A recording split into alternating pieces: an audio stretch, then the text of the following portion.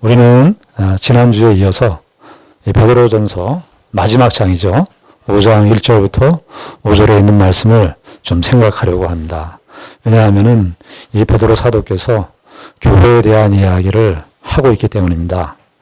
아마 베드로 사도는 이 편지를 쓰면서 1장, 2장, 3장, 4장 이렇게 기록하면서 마지막에 베드로 사도의 그 의식 속에 교회가 어떻게 될 것인가. 아마 베드로 사도는 자기의 삶도 순교로 끝날 것 같은 그런 마지막 순간이었던 것 같아요. 그러니까 베드로 사도는 제일 염려가 되는 것이 뭐냐 하면 남아있는 교회에 대한 생각이었습니다. 그러니까 1장, 2장 쭉 얘기하다가 5장에서는 이 교회를 우리가 어떻게 섬겨야 될 것인가. 이 부분을 베드로 사도가 마지막에 그렇게 이야기를 하고 있습니다. 사실 바울 사도도 사실은 그의 가르침의 모든 초점은 교회론이라고 할 수 있겠습니다. 이 땅의 성도들, 주 예수 그리스도의 은혜로 말미암아 하나님의 이 공동체, 하나님의 나라의 나라, 하나님의 이 교회에 부름을 받은 이 교회, 참 독특한 공동체죠. 그 시대뿐만이 아니라 교회는 그 시대에 평면적으로 그 시간대에만 존재하는 것이 아니라 오고 오는 모든 세대, 우리가 구약 성경에 있는 아브라함이라든지 모든 사람들도 다 우리가 교회라고 생각할 수 있습니다. 그러니까 인종도 초월하죠. 인종도 초월하고요. 민족 간의 장벽도 허물어지는 것이 교회입니다. 우리 사람들은 이렇게 다 나누고 서로 분열하고 서로 색깔을 이렇게 따지고 하는 것이 인간 사회인데 교회는 그렇지 않습니다. 유대인과 이방인의 민족 간의 철폐, 이런 민족 간의 장벽도 다 철폐되고요. 그리고 시기적으로도 창세 때부터 시작해서 오고 오는 모든 세대를 다 포괄하는 공동체가 뭐냐면 교회입니다. 여러분, 이 세상에 아무리 훌륭한 국가도 그렇게 오래 가지 못합니다. 여러분들 구약 성경에 이스라엘을 중심으로 한 그 주변의 강대국들 아시죠? 바벨론이라든지 애굽이라든지 그런 나라들, 페르시아라든지 이런 나라들 다 사라졌습니다. 그러나 여러 가지 우여곡절이 다 많고 그런데도 불구하고 하나님의 교회는 이 세상에 지금까지 저와 여러분들이 지금 이 시대에 교회의 증인으로 사는 사람들입니다. 그러니까 신자들은 교회를 생각할 때 어떻게 생각해야 되냐면 나는 교회를 다녀. 이 표현이 맞긴 맞지만 세상에 나가서 교회를 다니는 사람이다가 아니라 교회로서 살아야 됩니다. 교회로서. 신자는 주일날 교회만 다니는 게 다가 아니고 교인이 아니라 내가 교회로서 사는 거예요. 교회로서. 예수 그리스도께서 우리에게 베풀어 주신 은혜가 교회에 주일날 이렇게 와서 교회에서만 생활하는 것으로 답니까? 그렇지 않잖아요. 우리는 그리스도인으로서 사는 거예요. 그리스도인 박정희가 있고 그리스도인이 아니라 그리스도인으로서 박정희가 있는 거예요. 교회로서 여러분들이 있는 거예요. 그래서 베드로 사도는 이 5장에서 교회에 대한 이야기를 하는데 특별히 베드로 사도께서 그 어떤 이미지를 차용합니다. 교회를 이야기하는데 이미지를 채용해요. 어떤 이미지를 채용하느냐 하면은 오늘 설교 제목이 뭡니까? 목자와 양의 이미지를 채용합니다. 목자와 양. 우리가 오늘 5장 2절에 보면 베드로 사도께서 뭐라고 말합니까? 너희 중에 있는 하나님의 양무리. 여기 또 3절에도 보면 맡은 자들에게 주장하는 자세를 하지 말고 양무리에 보내더라. 여기 2절에 보면은 하나님의 양무리를 치되 이렇게 되어 있습니다만은 헬라어 성경에는 치라가 문장에 제일 먼저 나와 있어요. 이 치라하는 말도 목축을, 양을 쳐라, 양을 잘 먹여라 이런 뜻이 거기에 되어 있는 겁니다. 그러니까 목자와 양의 이 이미지에서 쓰이는 용어들을 빌어서 교회를 설명하고 있습니다. 사실 베드로의 직업은 무엇이었죠? 어부였습니다. 어부였어요. 물론 그 당시 때 고대 근동에서 이스라엘 사회에서 양을 키우고 하는 이런 일들은 늘 있어 왔기 때문에 이런 이미지를 채용할 수 있지만 베드로에게는 사실은 자기의 직업하고는 관련이 없는 그 이미지입니다. 그러니까 베드로 직업으로 얘기하면 뭐 어장 관리를 잘해라, 어부가 되라, 뭐 그래야 되는데 베드로 사도께서는 교회를 이야기하면서 목자와 양이라고 하는 그 이미지를 떠올리면서 교회를 말하고 있습니다. 목자와 양의 이 관계. 근데 이 베드로 사도께서 양머리를 쳐라, 여기 쳐라 이런 표현이 사실은 베드로가 사실 썼지만 베드로 사도께서 이 표현을 썼지만 원래는 베드로 사도의 표현이 아닙니다. 베드로 사도가 사실은 이 친다는 말, 약물이라는 말, 목자라는 말, 양이라는 말, 이 말은 베드로 자기 자신에게서 나온 표현이 아닙니다. 베드로는 이 표현을 쓸 때에 여기 양머리를 쳐라 이 양을 쓸 때에 베드로는 잊을 수 없는 사건이 있습니다. 베드로 자신이 평생에 잊을 수 없는 사건이 있습니다.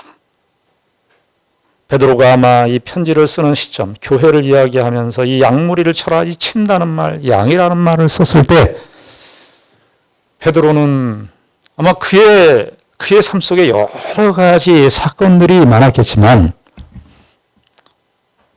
아주 생생하게 살아있는 사건. 그것은 베드로 사도가 아마 나이로는 한 30년 전으로, 시간적으로는 한 30년 전일 수 있는데, 디베랴 바닷가, 갈릴리 바닷가에서 있었던 예수님과의 두 번째 만남.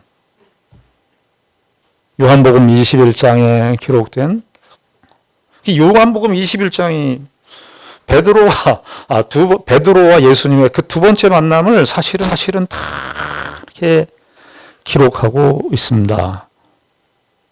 그러니까 마태복음, 공관복음을 보면은 마태복음도 마가복음도 누가복음도 끝이 어떻게 끝이 나느냐 하면은 결론이 제자들이, 사도들이 하나님 나라의 복음을 전파한다. 그래서 교회가 형성이 되었는데 교회는 뭐 하는 사람들이냐? 하나님의 복음을, 제자들이 하나님 나라의 복음을 증거하는 것이 교회다. 이렇게 결론으로 끝이 나는데 사도 요한은 공관복음서 이후에 요한복음을 기록했기 때문에 그 내용들을 다 아마 보았을 것으로 우리가 짐작을 합니다. 공관복음서를 다 보고 좀 더 자세하게 사도들이 하나님 나라의 복음을 증거할 때 사도들은 어떠한 의식을 가지고 어떠한 자세를 가지고 하나님의 교회에 하나님의 복음을 증거할 것인가. 그것을 요한복음, 사도 요한은 그것을 조금 더 자세하게 기록한 것이 요한복음 21장입니다. 요한복음 21장을 한번 펴보시기 바랍니다. 21장으로 좀 가보시죠. 요한복음 21장 1절부터 3절까지 먼저 제가 읽겠습니다. 21장을 다 요한복음 찾으셨습니까? 네. 우리는 이것을 요한복음 21장을 우리는 글로 읽습니다마는 이 당사자, 우리가 요한복음 21장의 내용을 잘 알고 계실 거예요. 근데 이 이에 당사자였던 베드로는 평생을 잊을 수가 없었을 겁니다. 자기 자신의 그 존재에, 자기 자신의 존재에 가장 깊은 뿌리를 발견하고 그리고 자기 자신의 존재에 깊은 좌절을 느꼈던 지점이 이 지점이었기 때문입니다. 저는 글쎄요, 안 믿는 사람들이 안 믿는 사람들이 성경에 대해서 뭐 이렇게 저렇게, 또 예수를 믿은 지 얼마 안 되신 분들이 성경에 대해서 이렇게 저렇게 말씀하시는 경우를 많이 듣습니다만은, 저는 성경을 볼 때마다 정말 탄복을 하지 않을 수가 없어요. 왜 탄복을 하지 않을 수 없냐면, 신을 소개하는데 우리 신의 능력, 무슨 신의 초월성, 신의 전능성, 이런 거를 다들 생각을 하시는데, 성경은 하나님을 말하는데 그 하나님을 누구와, 하나님이 어떠하신 분인가를 무엇과 같이 연결해서 하냐면 인간과, 인간의 실존과. 여러분 한번 생각해 보십시오. 베드로의, 우리가 성경에서 볼 때 베드로는 크게 우리가 베드로를 세 부분으로 볼 수 있어요. 공관복음도, 복음서에 나오는 베드로, 그 다음에 사도행전에 나오는 베드로, 그리고 베드로전서의 베드로입니다. 여러분 한번 생각해 보십시오. 이 베드로가 예수님을 우리가 잘 아는 대로 공관복음서, 사복음서에 다 나오는 것이, 예수님께서 순환당할 때 베드로가 예수님을 3번 부인합니다. 그런 사람이 하나님의 말씀을 기록하는 사도로, 그런 경전을 보지를 못했어요. 하나님이, 신이 자기를 소개하는데 인간의 좌절, 사람의 좌절, 실패. 우리 세상은 실패하면 끝. 한 번 실수하면 더 이상, 그리고 결정적인 실패, 그리고 결정적인 배신을 하면 다시는 안 보는 것이 인간 세상인데, 하나님은,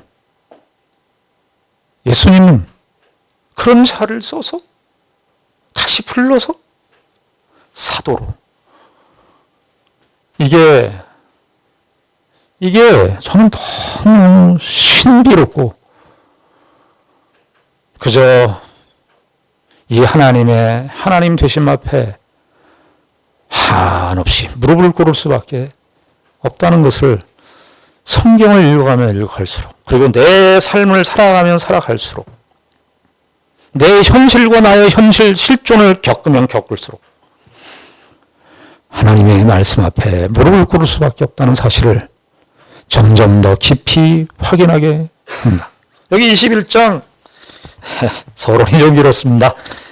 여기 21장 1절부터 보시면은, 그 후에 예수께서 디베랴 호수에서 또 제자들에게 자기를 나타내셨으니 나타내신 일은 이러하니라. 자기를, 하나님께서, 예수 그리스도께서 자기를 나타내 보이신 일이 뭐냐? 2절에 시몬 베드로와 디두모라 하는 도마와 갈릴리 가나 사람 나다나엘과 세베대의 아들들과 또 다른 제자들이 함께 있더니, 그러니까 이게 총 7명의, 베드로까지 포함해서. 여기 나다나엘은 예수님의 제자가 아닙니다. 그럼에도 불구하고 우리가 요한복음 보면 나다나엘이 나오는데, 그 예수님의 제자들과 아주 친분이 있었던 제자급에 속하는 사람으로 보입니다. 하여튼 그 7명의 제자들이 모였습니다. 그런데 3절에 보니까 시몬 베드로가 나는 물고기 잡으러 가노라. 나는 물고기 잡으러 가노라. 저는 이 말씀이 너무, 베드로의, 우리가 글로 이걸 읽습니다마는, 베드로의 이 말의 톤과 그 말이, 언어는 그렇지 않습니까? 언어는 그 존재의 집이라고도 얘기해요. 베드로 사도께서, 지금 이게 어떤 내용이냐면, 예수님께서 죽으시고 부활하시고 그 어간에 베드로가 3번 부인하고 예수님을 배신했고, 여러분 마태복음 같은 데 보면은 처음에는 그냥 부인해요. 그 다음에는 2번째는 맹세하고 부인해요. 3번째는 저주하고 부인해요. 베드로는 이걸 잊을 수가 없을 거예요. 그런데 지금 베드로가 요한복음 20장에, 우리 21장 읽었습니다. 20장까지 예수님께서 죽으시고 부활하신 모습을 다 보여줬어요. 마지막 남은 의심 많은 제자 도마에게까지 다 보여줘서, 도마로 하여금 예수 그리스도는 하나님입니다, 이 고백을 받아냈습니다. 베드로에게 그런데 베드로도 예수님을 다 부활의 주님으로 다 받아들였는데 베드로에게 남은 게 하나 있어요. 남은 게. 그게 뭐냐 하면은 나를 사도로 쓰겠는가? 나를 제자로 쓰겠는가? 내가 왜? 베드로는 나는 물고기 잡으러 간다는 그 이면 속에는 베드로에게는 치울 수 없는 큰 상처가 있는 거예요. 그 상처가 뭐냐 하면 그 예수님을 내가 부인했다는 이 사실 때문에. 그것도 세 번이나. 베드로는 뭐라고 그랬냐면은 다 주를 버릴지언정 나는 주를 위해서 오기로 하고 끝까지 가겠습니다. 했었던 그 베드로. 정말 시간은 흘렀지만 기억이라는 게 그렇잖아요. 우리가 기억하고 싶은 것만 기억하고 잊어버릴 것이 망각하고 싶은 것 망각하면 참 좋은데 인간이 하나님께서 우리를 그렇게 안 만드셨어요. 예. 쓰라린 상처. 누구를 배신해서 배신을 한 대상이 예수님이에요. 그 상처가 배신의 상처가 예수를 부인했다는 이 배신의 상처가 베드로를 사로잡고 있는 겁니다. 그래서 베드로는 나는 물고기나 잡으러 가자. 이게 베드로의 물고기나 잡으러 가자는 그 베드로의 심사였을 것입니다. 그런데 3절에 보니까 시몬 베드로가 나는 물고기 잡으러 가노라 하니 그들이 우리도 함께 가겠다고 다른 제자들 역시 다. 왜냐하면 다른 제자들은 베드로처럼 세 번 부인 안 했지만 제자들도 다 어떻게 했어요? 다 요즘 말로 얘기하면 톡된 말로 하면 다 톡겼습니다. 여러분 복음서 다 보시잖아요. 제자들 하나도 베드로는 그나마 끝까지 간 거고 다른 제자들은 이미 다 도망갔습니다. 그러니까 다른 제자들 역시 베드로 정도는 아니지만 예수님을 자기들도 도망갔다는 그 의의를 지키지 못했다는 그 상처가 동일하게 제자들도 있을 것이고 누구보다도 베드로는 이 배신의 상처가 컸을 것입니다. 그래서 디베랴 바닷가에 갔는데 그들이 우리도 하겠다 하고 나가서 배에 올랐으나 그날 밤에 아무것도 잡지 못했습니다. 이게 그 21장의 상황입니다. 여러분, 베드로가 예수님을 처음 만났을 때 상황 기억하십니까? 누가복음 5장에 기록되어 있는데 거기 보면은 베드로가 자기 동료들과 함께 밤새도록 물고기를 잡았는데 한 마리도 잡지 못했어.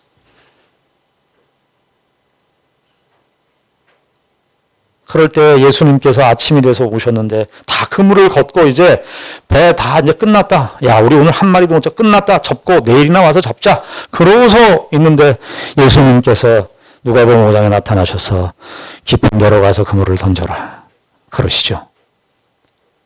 근데 베드로가 그냥 그 예수님의 권위에 눌렸는지 그 예수님의 말이나 예수님이 보이는 같은 연배의 사람이지만 예수님께서 보이시는 그 신성적 성격을 느꼈는지 그 깊은 데로 가서 그물을 던졌는데 엄청나게 만선을 이룹니다. 똑같은 상황이 21장에서도 펼쳐지고 있는 겁니다. 베드로가 그 디베랴 바닷가, 예수님과 처음 만났던 그 디베랴 바닷가, 그 바닷가에 갔는데 아무도 한 마리도 잡을 수가 없습니다. 예수님께서 바로 여기에서 나타나시는 거죠.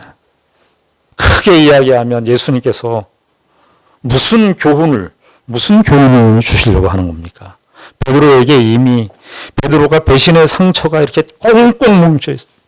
밝히기도 싫고 얘기하기도 싫고 그런 배신의 상처가 딱 있는데 예수님께서 조금씩 베드로의 마음을 치고 들어오는 거예요. 근데 어떻게 치고 들어와요? 베드로가 처음 만났던 그 장면에 디베랴 바닷가에 한 마리도 잡지 못하는 그 상황까지 다 가게 하는 거예요. 예수님은 이러는 거예요. 베드로야, 너 실패했다고 좌절하지 마. 나 다 알아. 그러나 나는 너에게 처음 가졌던 그때 누가복음 5장에 예수님께서 베드로에게 뭐라고 그러냐면 사람을 낚는 어부가 되게 하겠다. 이거 사명을 주셨거든요. 너를 통해서 사람을 낚는 어부가 되게. 그 제자 사도로 삼겠다는 예수님의 말씀이에요.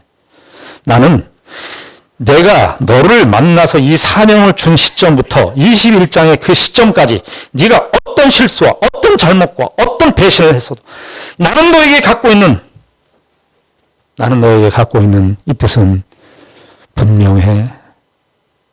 나는 아직도 너를 사랑해. 우리가 신앙생활하면서 오해가 생기는 것이 뭐냐면 주님이 나를 사랑하시는가? 이 생각을 할 때가 많아요. 그러나 요한복음 21장을 보시면서 여러분들 예수님이 우리에게 하시는 그 사랑이 어떠한 사랑인지를 우리가 알기를 원합니다. 근데 한 마리도 못 잡아요. 거기서도 한 마리도 못 잡아요. 또 하나 여기에서 중요한 교훈은 뭐냐면 베드로. 그 베드로는 갈릴리 바다 하면은 자기가 전문가입니다.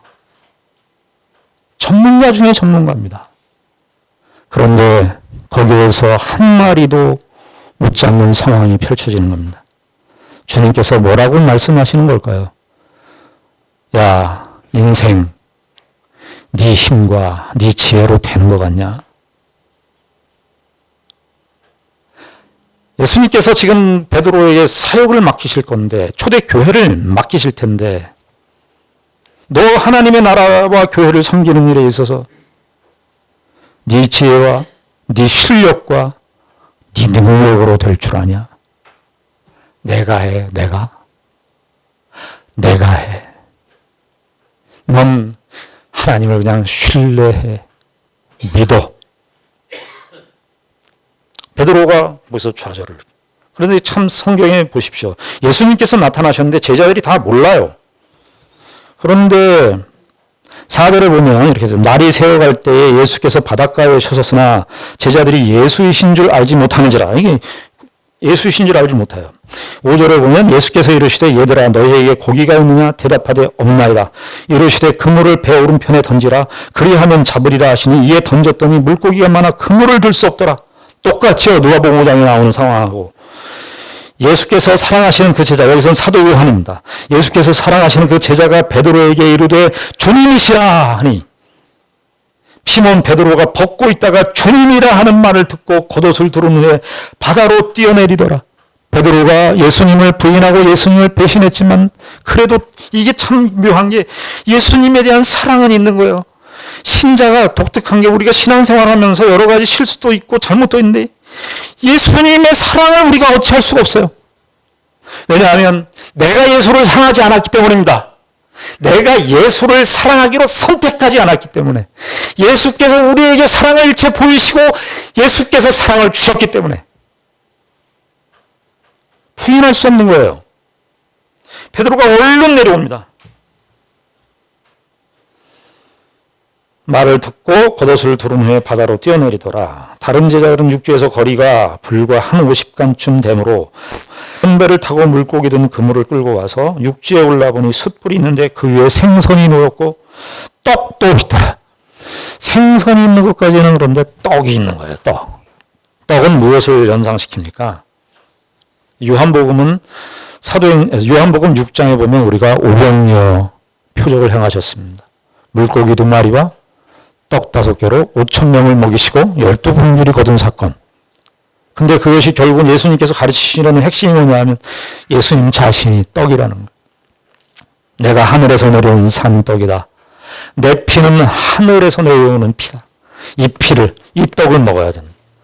그리고 예수님께서 최후의 만찬 때, 성만찬 때 금요일 밤에 제자들과 함께 무엇을 하셨습니까?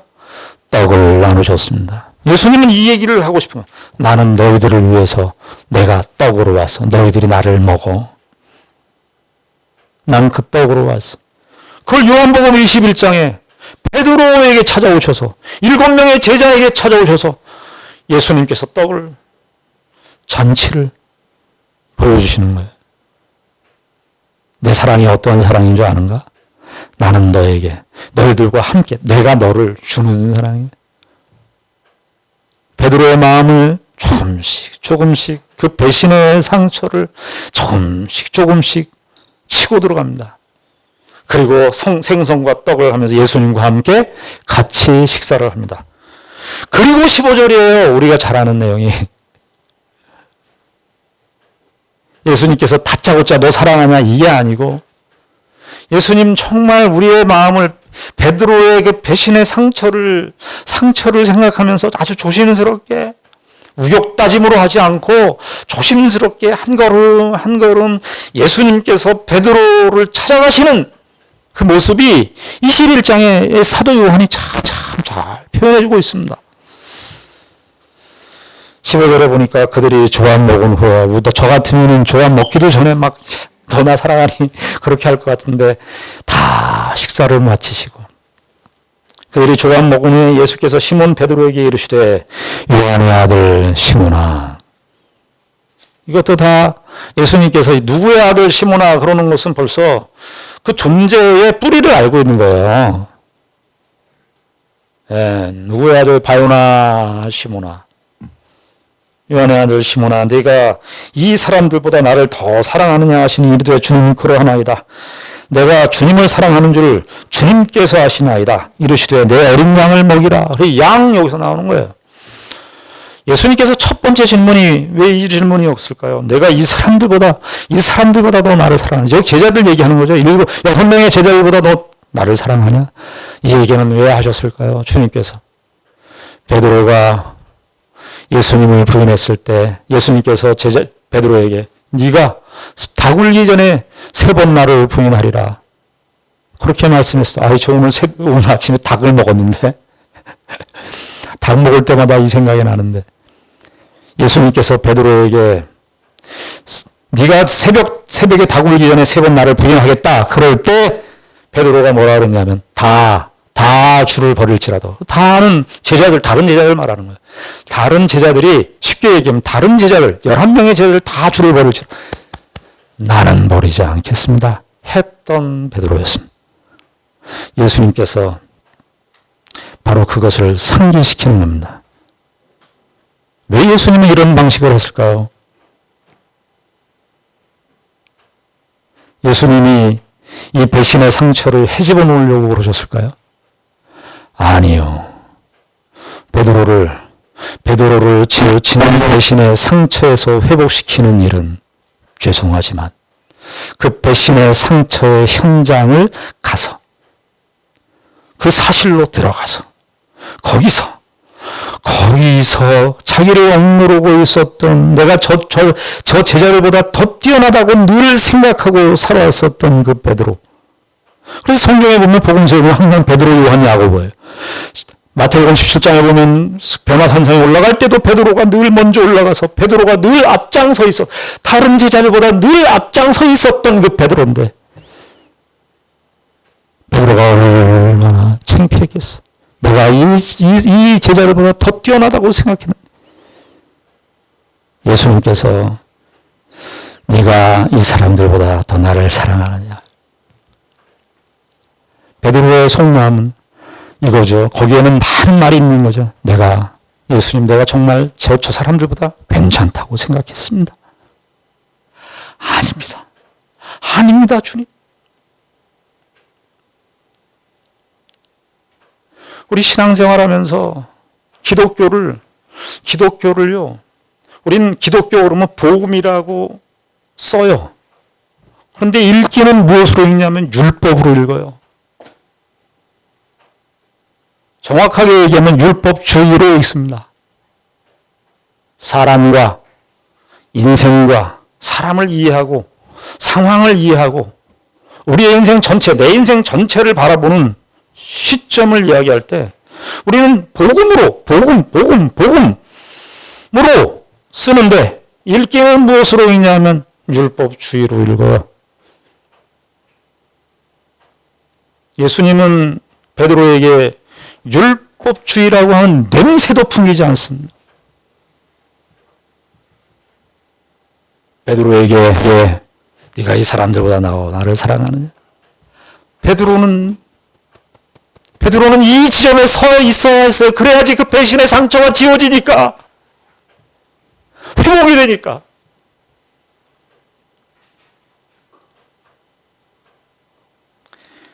내가 주님을 사랑하는 줄 주께서 아십니다. 이렇게 베드로가 고백을 합니다. 드디어 나는 주님을 사랑합니다.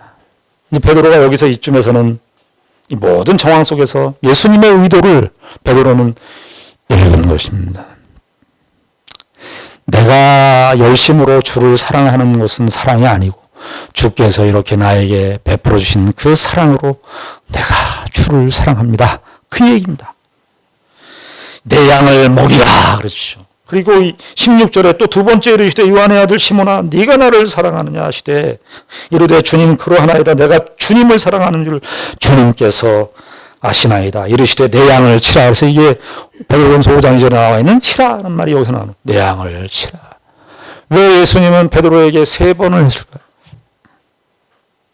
물론 예수님께서 베드로가 3번 부인한 거 그것을 어떻게 하려고요?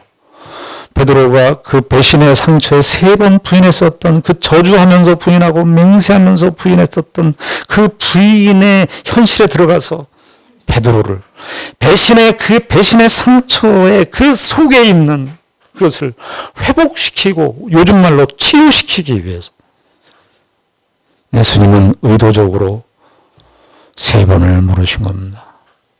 그래야 베드로가 그 배신의 상처에서 노임을 받을 수 있으니까.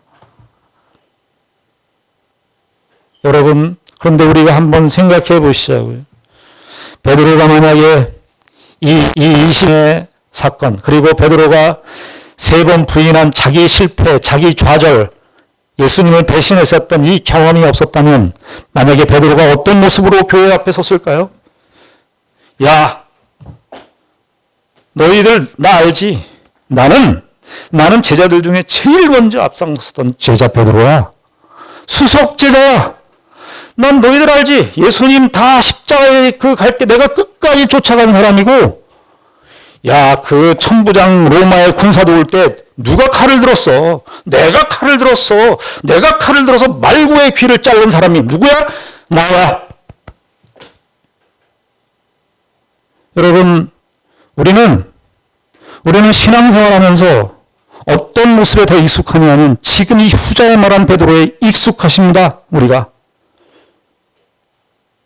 나야 나. 내가 어떤 사람인데 너 왜 그거 안 해? 내가 이런 베드로야. 예수님은 그 베드로로 교회의 지도자로 세울 수 없었습니다. 여러분, 이것이 베드로에게만 해당되는 훈련입니까? 모세는 안 그랬고 바울은 안 그랬습니까? 바울은 평생에 잊지 못하는 것이 뭐냐 하면 자기가 교회를 핍박했던 사실을, 그런 자를 쓰십니다. 교회 지도자란 실력이 있고 능력이 있고 모든 것이 다 문제가 없는, 흠이 없는 지도자가 교회의 지도자가 되는 것이 아닙니다. 세상은 그것을 요구할지 모릅니다. 교회의 베드로와 같이, 우리가 베드로전서 5장 4절에 보면은 이 얘기가 나옵니다. 5장 3절에 보면 맡은 자들에게 주장하는 자세를 하지 말고 양무리에 보내도라.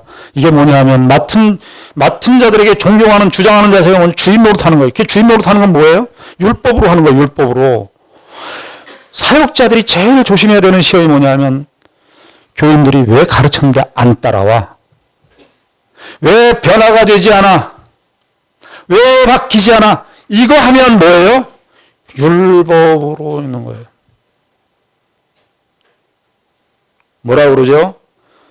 양무리의 본이 되라 합니다. 본이 된다는 것은 도덕적으로 훌륭하고 그런 본이 아니라 저 사람도 하나님의 복음이 하나님의 은혜로 들어와 있는 대표적인 샘플이구나. 저 존재를 통해서 하나님의 은혜가 하나님의 은혜가 이런 것이구나의 분으로 교회 지도자를 세운 것입니다. 그러니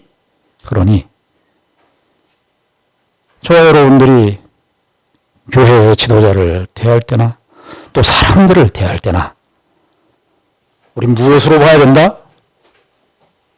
복음의 빛으로 봐야 합니다. 그래서 5장 5절에 베드로전서 5장 5절의 결론이 어떻게 끝이 납니까? 젊은 자들아 이와 같이 장로들에게 순종하라. 이 젊은 자들은 나이로 젊은 자들일 수 있고 성도들 얘기할 수 있어요. 5장 5절에 끝이 어떻게 나요?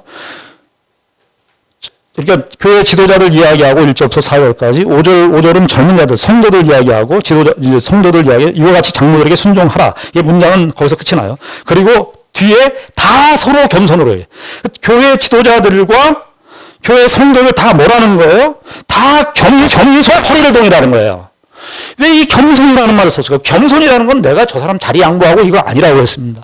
겸손이라는 것은 다 하나님의 은혜가 필요한 존재로 쓰는 거예요. 복음을 다른 말로 표현하면 우리의 삶의 영역의 윤리의 관점으로 표현하면 뭐냐면 겸손이에요. 그래서 뭐라고 되어 있어요? 하나님은 교만한 자를 대적하시되 겸손한 자들에게는 은혜를 주시느니라. 성도들, 지도자들 모두가 다 하나님의 은혜가 없으면 살 수 없는 존재로 우리가 서 있는 것입니다. 여러분들, 우리가 신앙생활 하면서 현실에서 제일 겪는 게 이 부분이더라고요. 최근에 저희 동네에 빵집이 있는데요. 빵집이 저는 일주일에 한두 번씩 가는데 그 빵집이 늘 장사가 잘 됐다는 기억이 있었어요. 근데 어느 날 8월 1일부터 15일까지 그냥 쫙 15일간 휴일이래요. 그래서 내 속으로 장사가 잘 되니까 휴가도 길게 가시네. 요따고 생각을 제가 하고 있었지 않았겠습니까? 그래서 15일이 지나서 그 빵집을 가서 말을 참아야 되는데 제가 쏠라당 그 말을 했어요. 아니 장사도 잘 되시니까 이렇게 2주간의 휴가도 보내시고 대단하십니다. 그랬더니 아이고 제가 그 말을 하지 말아야 되는데 이게 율법주의예요. 그러니까 여기서 사장님이 하시는 말씀이 아니에요. 손님이 안 와가지고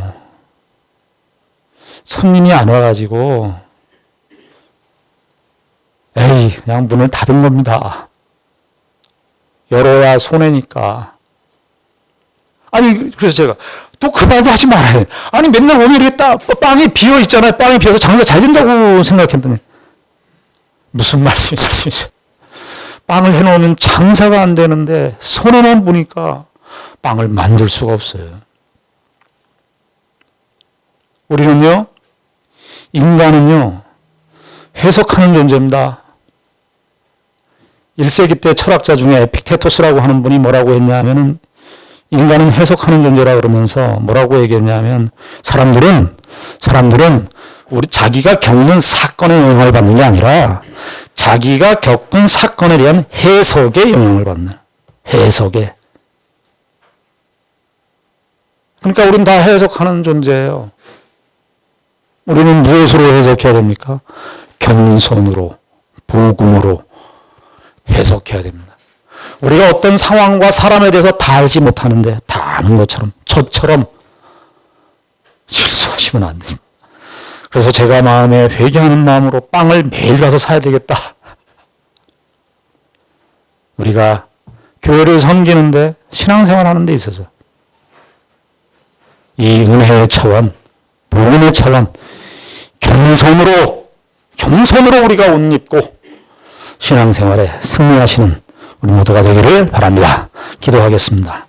하나님 아버지 은혜를 감사합니다. 주께서 우리를 하나님의 교회로 부르셨고 양무리로 부르셨습니다. 교회를 지도하는 지도자나 교회를 섬기는 모든 성도들이나 다 하나님의 은혜로 서 있는 자들입니다. 이 사실을 잊지 않도록 저희를 늘 지키시고 인도하여 주시옵소서. 예수님 이름으로 기도드리옵나이다. 아멘.